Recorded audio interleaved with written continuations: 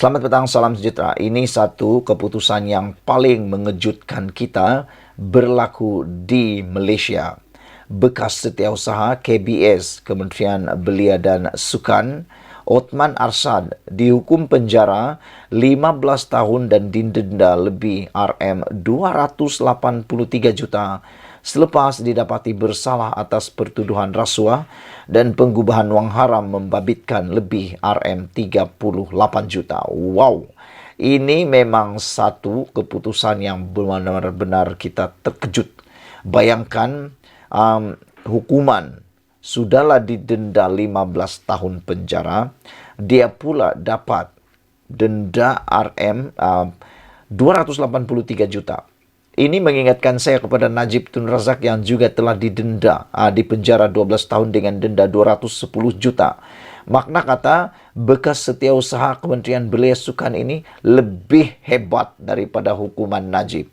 Menerima bahana lebih besar daripada Najib. Penjara 15 tahun dan denda RM283 juta.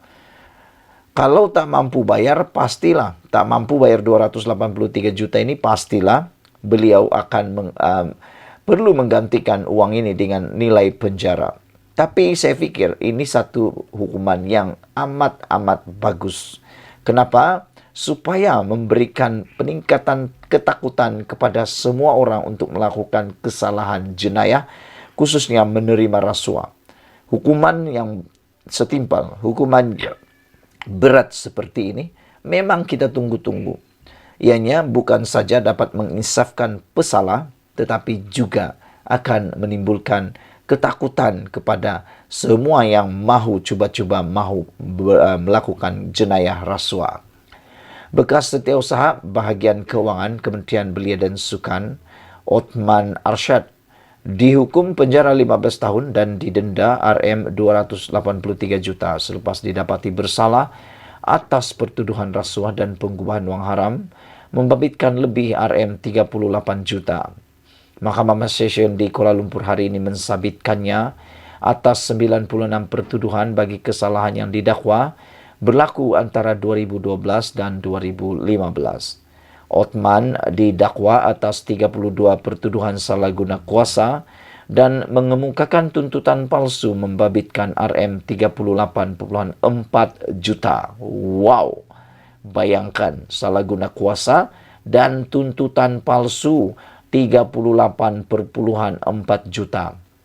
Ini melibatkan 17 pertuduhan mengikut Seksyen 18E Akta SPRM 2009 atas dakwaan mengemukakan tuntutan palsu, manakala baki 15 pertuduhan adalah berhubung salah guna kuasa di bawah Seksyen 23 dalam kurungan 1 akta yang sama. Lelaki berusia 64 tahun itu turut didakwa atas 64 pertuduhan penggubahan wang haram yang didakwa menerima RM16.623.000 hasil daripada aktiviti menyalahi undang-undang melalui cek yang dimasukkan ke dalam akaun Maybank, RHB dan CMB milik beliau.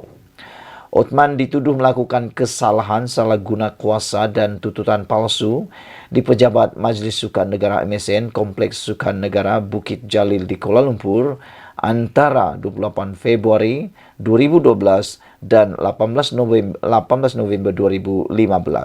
Dia juga didakwa melakukan kesalahan penggubahan wang haram antara 7 Mac 2012 dan 11 Disember 2015. Bagaimanapun, Hakim Kamruddin Kamsun membenarkan Othman yang diwakili Peguam Rafiq Rashid Ali menangguhkan pelaksanaan hukuman itu. Saudara-saudara sekalian, kita bersetujulah dengan hukuman berat dan setimpal ini kerana ianya akan dapat membuatkan orang yang mau cuba-cuba salah guna kuasa, membuat tuntutan palsu, membuat rasuah akan terketar dan berfikir lebih daripada 1 juta kali sebelum melakukan kesalahan ini. Apa pendapat kamu semua? Sila tinggalkan komen Anda, ikuti terus ulasan dan pendedahan selepas ini. Selamat petang, salam sejahtera. Terima kasih kerana bersama dengan saya di Nazilin Unity Channel. Isu yang berkaitan dengan KLIA dan pendedahan wujudnya rasuah di pintu masuk Malaysia ini menjadi perdebatan besar dalam kalangan netizen. Ada yang kata ianya hanya dibuat-buat, ada yang kata ianya tidak benar. Tapi akhirnya SPRM pada petang ini tampil mendedahkan maklumat yang paling ditunggu-tunggu rakyat Malaysia, paling mengejutkan kita juga. Apabila SPRM sudah pun mengenal pasti ejen yang minta rasuah RM18,000 di KLIA. Ini satu perbuatan yang kita memang kecam. Kita semua boleh katakan perkara ini, perbuatan ini, meminta rasuah 18,000 di KLIA ini satu perbuatan yang jijik dan memualkan.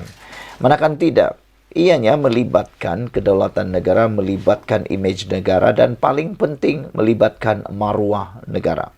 Bayangkan kalau nama negara kita disebarkan kerana keburukan meminta rasuah itu. Bayangkan kalaulah itu melibatkan pelancong dan tersebar pula nama negara kononnya meminta rasuah, ianya akan menyebabkan kerana nila setitik rosak susu sebelanga.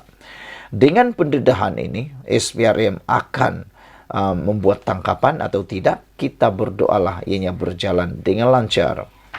Namun, menjadi persoalan kita, siapa ejen yang meminta rasuah 18,000 itu di KLIA? Suruhanjaya Pencegahan Rasuah Malaysia SPRM sudah mengenal pasti individu yang dipercayai menjadi ejen membawa masuk warga China semasa insiden kekecohan di lapangan terbang KLIA baru-baru ini. Ketua Pesuruhjaya Tan Sri Azam Baki berkata, beliau tidak menolak ejen yang meminta suapan sebanyak 18,000 itu masih berada di dalam negara. Beliau berkata pihaknya sedang giat memburunya dan suspek juga dipercayai bekerja dengan sebuah syarikat menguruskan kemasukan pelancong yang bertempat dalam premis KLIA. Jadi rupa-rupanya ini identiti orang yang bertanggung jawab, dalang yang bertanggung jawab meminta suapan RM18,000 di KLIA itu. Menurut sumber ini, orang ini atau suspek ini dipercayai bekerja dalam sebuah syarikat menguruskan kemasukan pelancong yang bertempat dalam premis KLIA. Beliau juga berkata syarikat ejen pelancongan tersebut dipercayai telah beroperasi di dalam premis KLIA sejak 2017 bagi menguruskan tiket kapal terbang dan makan minum kepada kumpulan pelancong yang hadir ke Malaysia. SPRM mengesaki ejen yang menguruskan kemasukan warga China tersebut juga adalah dari negara China kerana menggunakan bahasa mereka sendiri dan berhubung secara WeChat. Sehubungan itu, SPRM sedang berusaha keras untuk memburu ejen tersebut yang dipercayai masih berada di dalam negara. Namun, pelancong wanita China yang menimbulkan kekecohan semasa ingin masuk ke negara ini telah pulang kembali ke negaranya bersama seorang rakan senegara, katanya dalam satu sidang akhbar pada Rabu. Beliau berkata demikian selepas program pemantapan rakan strategik media SPRM 2023 dan Majlis Pelancaran Aplikasi TikTok SPRM. Mengulas lanjut, Azam Baki berkata, SPRM tidak mempunyai kuasa untuk menahan kepulangan pelancong wanita China tersebut ke negaranya kerana ia bukan suspek untuk kes yang berlaku. Namun begitu, beliau berkata wanita China itu telah diambil keterangan sebagai saksi berhubung kejadian tersebut sebelum berlepas pulang. Menurut beliau, selain wanita itu yang dipercayai mahu masuk ke negara ini sebagai pelancong, sekurang-kurangnya 14 orang termasuk seorang menteri telah diambil keterangan oleh SPRM. Selain itu, tegas beliau, SPRM akan meneliti semula prosedur dan tata cara daripada pihak Jabatan Immigration berhubung kelulusan masuk ke Malaysia. Jelas beliau, semua perkara perlu diambil kira dan disiasat berhubung insiden yang berlaku di KLIA itu. SPRM juga akan menyiasat syarikat ejen pelancongan yang beroperasi di dalam premis KLIA. Kita tidak boleh membuat andaian terlebih awal atau terlalu awal berhubung kejadian ini kerana SPM perlu melakukan siasatan secara adil dan profesional. Selain isu governance, SPRM juga perlu melihat jika terdapat pelanggaran peraturan atau tidak semasa insiden tersebut, ujarnya. Sekian dulu untuk kali ini. Jangan lupa tinggalkan komen Anda, ikuti terus ulasan selepas ini. Selamat petang, salam sejahtera. Terima kasih karena bersama dengan saya di Nazilin Unity Channel tanpa dijangka-jangka. Akhirnya, Menteri Keselamatan Dalam Negeri Saifuddin memaklumkan nama pegawai JPN minta suguhkan kepada SPRM. Wah, ini memang benar-benar menggemparkan kita. Makna kata, memang ada pegawai dalam Jabatan Pendaftaran Negara minta suguhkan kerana ianya bukan lagi cerita-cerita kosong. Ini mungkin yang paling orang takuti terhadap kepimpinan Anwar Ibrahim. Yang mana ramai kata, termasuklah Tun Mahathir kata Anwar Ibrahim tak boleh jadi Perdana Menteri, tak akan jadi Perdana Menteri, akan jadi Perdana Menteri ke tepi, kata beliau. Tapi akhirnya Anwar Ibrahim menjadi juga Perdana Menteri, dan sejak beliau menjadi Perdana Menteri, ramai jerung-jerung besar mula ditangkap, banyak isu-isu ataupun skandal-skandal besar mula terdedah. Puluhan tahun tak pernah kita tahu, akhirnya terdedah, dan ianya betul-betul menghairankan kita. Mengapa puluhan tahun tak pernah kita tahu? Mengapa puluhan tahun tak pernah kita dengar? Tapi sejak Anwar Ibrahim tampil menjadi Perdana Menteri, SPRM mula mendedahkan banyak perkara yang pelik-pelik tapi benar. Hari ini terbukti Saifuddin akan memaklumkan nama pegawai JPN minta suguhkan ke SPRM. Menjadi persoalan kita ialah siapakah pegawai JPN yang minta suguhkan ini? Dan tolong tinggalkan komen Anda semua. Kalau benar itu pegawai JPN ini didapati bersalah, apa agak-agaknya hukuman yang boleh diberikan kepada pegawai JPN ini? Kerana ia melibatkan kedaulatan negara, terutamanya kewarganegaraan kita. Menteri Dalam Negeri Saifuddin Nasution Ismail hari ini berkata, dia akan memaklumkan sendiri kepada Ketua Pesuruhjaya SPRM Azam Baki mengenai nama pegawai Jabatan Pendaftaran Negara JPN yang dipercayai meminta sejumlah wang bagi kelulusan permohonan warga negara.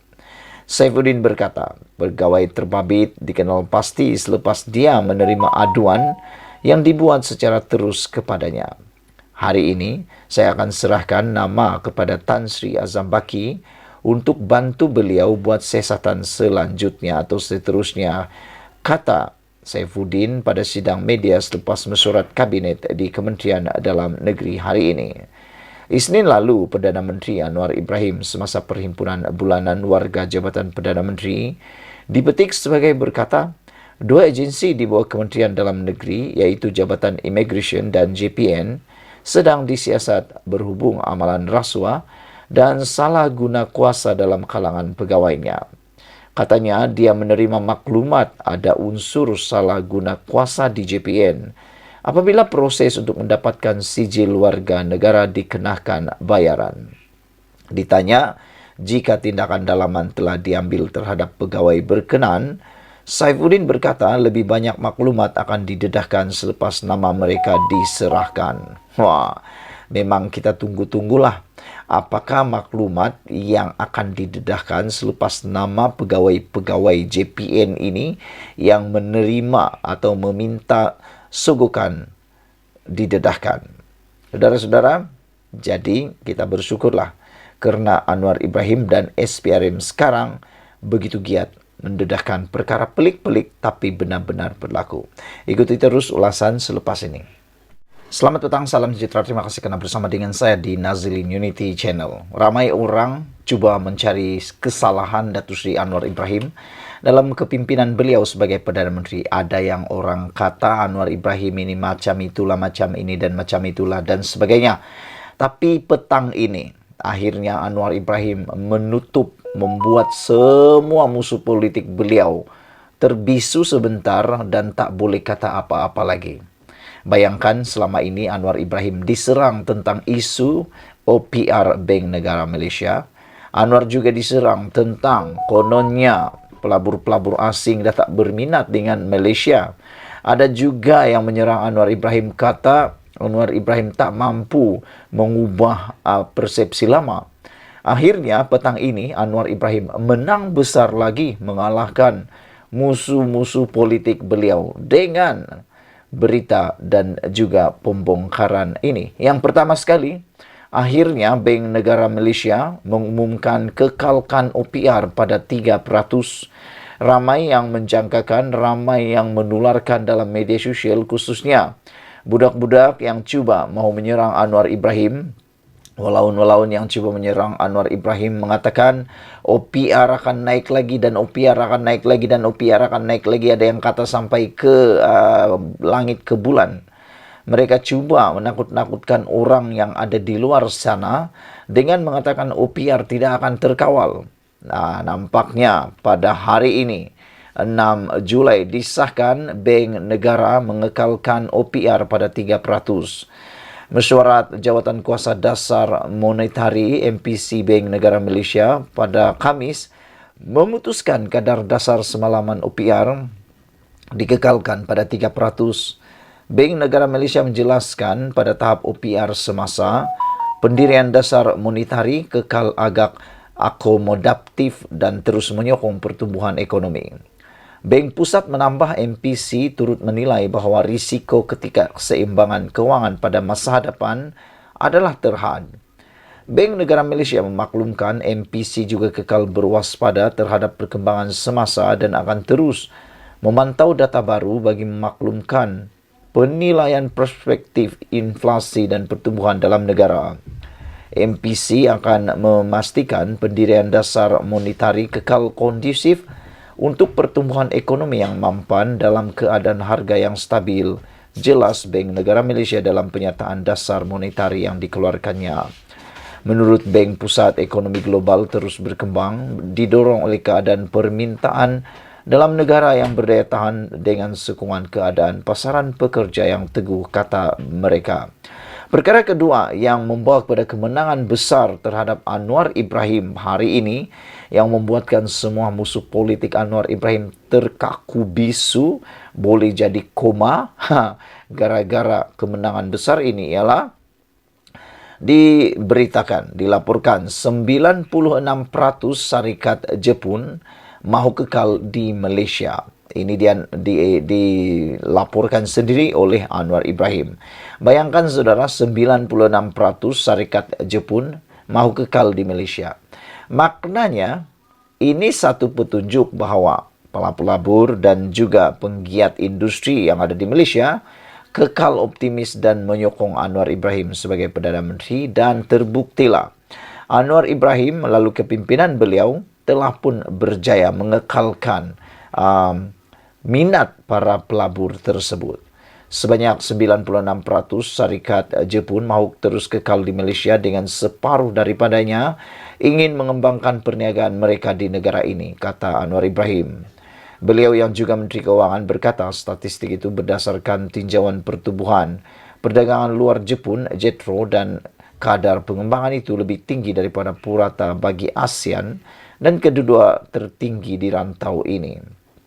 Malaysia dan Jepun terus meraihkan hubungan diplomatik yang kukuh dengan kini masuk ke tahun 65 dan Jepun merupakan antara rakan dagang terpenting serta keempat terbesar Malaysia dengan jumlah perdagangan sebanyak US $41.21 bilion bersamaan dengan RM 181.51 bilion pada tahun 2022.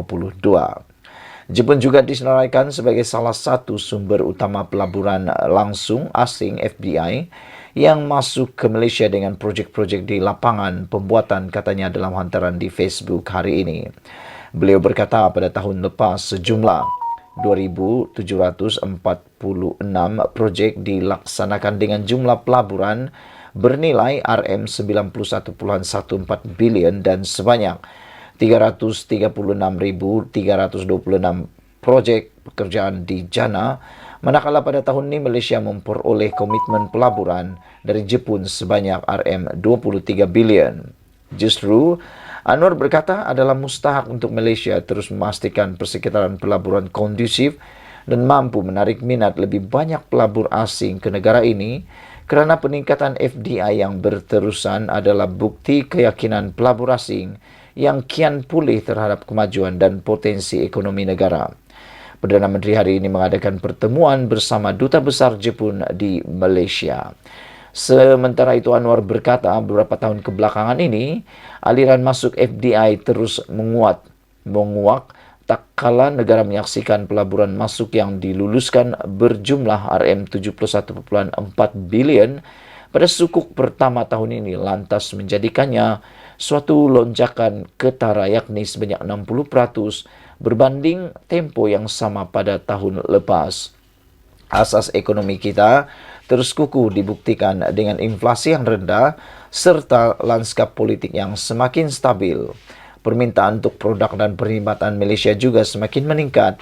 Kerajaan juga berkomitmen tegas untuk membangunkan industri baru seperti ekonomi digital dan teknologi hijau. Kata Anwar, saya amat yakin dengan prestasi masa depan pelaburan di Malaysia yang pastinya akan terus rancak.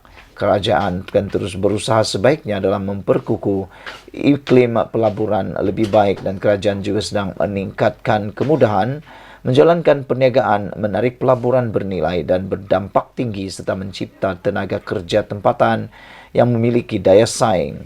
Beliau berkata usaha itu adalah sejajar dengan objektif dasar pelaburan baru NIP yang akan datang dan bakal dicerakinkan dengan lebih lanjut dalam pelan induk perindustrian baru yang akan dilancarkan pada Ogos 2023. Sekian dulu untuk kali ini. Jangan lupa share video ini, tekan butang subscribe. Kita jumpa lagi. Bye-bye.